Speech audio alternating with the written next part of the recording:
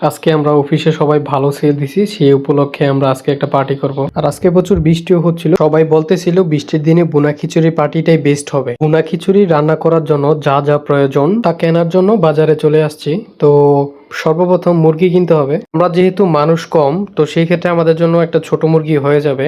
তো মামার কাছে অবশেষে একটা ছোট মুরগি পাইছি, তো ওইটাই নিয়ে নিলাম। তো মামাকে বললাম যে মামা সুন্দর করে এটা কেটে দাও, তো মামা সুন্দর করে কেটে দিচ্ছে। আর যখন ভিডিও করতেছিলাম মামা বলতেছিল, মামা আমি এমনি ভাইরাল, তো আমার আর ভিডিও নিয়েন না। তো আমরা আর ভিডিও মামার নেই ফেস ওরকম করে আমরা ভিডিও নেই। মুরগির বিল আসছে 350 টাকা, মামাকে 500 টাকা নোট দিলাম, মামা ভাঙ্গাই দিতেছে। মুরগি কিনা শেষ করে আলু আর পেঁয়াজ কিনতে চলে আসছি।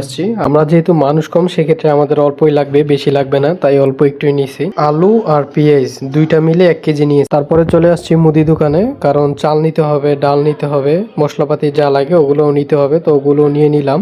এরপর সবজি নিতে হবে, তো ব্যান থেকে কিছু সবজি নিয়ে নিলাম, গাজর, টমেটো, তারপরে হচ্ছে গিয়া শসা, লেবু। এই হচ্ছে আমাদের বাজার। এখন জাস্ট রান্নার প্রসেসিংটা দেখেন। ভুনা খিচুড়ি পছন্দ করে না এরকম মানুষ খুব কমই আছে, তাও আবার মুরগির মাংস দিয়ে, তাও আবার বৃষ্টির দিন বলে কথা। সরিষার তেল দিয়ে ভুনা খিচুড়ি রান্না করলে ভুনা খিচুড়ি থেকে অন্যরকম একটা স্মেল চলে আসে। আমরা কিন্তু ভুনা খিচুড়িটা সরিষার তেল দিয়ে রান্নাটা করেছি যাতে সুন্দর একটা স্মেল আসে। গরম পানিটা দেওয়ার সাথে সাথে যে সুন্দর ধোঁয়া উঠতেছিল, ওফ।